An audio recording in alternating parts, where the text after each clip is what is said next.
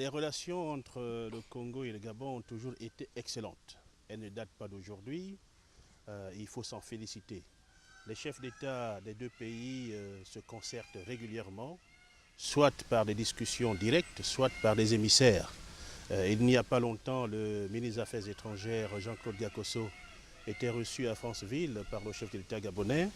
Il était porteur d'un message et aujourd'hui, le chef d'État gabonais m'envoie ici également dans le cadre de ces concertations toujours auprès de son frère pour lui soumettre un certain nombre de questions et sur ces questions solliciter sa sagesse, ses avis éclairés et son expérience. Naturellement, la situation dans la sous-région est l'une des préoccupations fondamentales des chefs d'État africains. Vous pouvez bien le comprendre. Et au regard du rôle que joue le Congo dans la sous-région et aussi le Gabon, au regard de la charge qui est celle du président gabonais aujourd'hui en ce qu'il est président d'exercice de la CEAC et celle qui est dévolue au président congolais en ce qu'il est le médiateur international dans la situation en République centrafricaine, les deux chefs d'État se concertent souvent, se consultent sur cette question-là.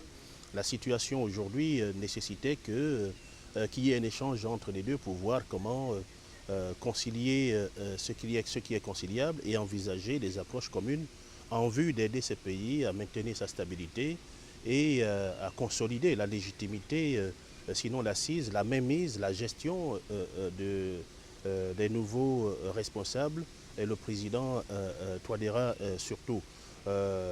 L'Afrique centrale a toujours été aux côtés de la République centrafricaine. Elle continuera à être aux côtés de ce pays. Et les deux chefs d'État se sont concertés sur la mise en œuvre des dernières décisions qui ont été prises lors du sommet de la CEMAC de Malabo. Le Gabon sort d'une situation post-électorale tendue. Ça nécessitait un travail énorme de concertation, de consultation avec le maximum des acteurs politiques, parce que l'objectif fondamental c'était d'apaiser, de faire baisser les tensions.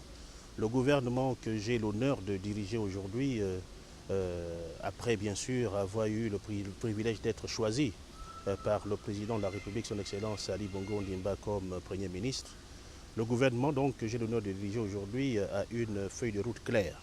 Premièrement, c'est d'organiser le dialogue politique pour apaiser le climat et favoriser ainsi la relance économique du pays, comme la plupart des pays de la sous-région et dont l'économie dépend essentiellement de l'activité pétrolière. Le Gabon connaît une situation difficile, mais qui n'est pas, qui peut toujours être maîtrisée si on venait à changer les habitudes dans la gestion des ressources budgétaires.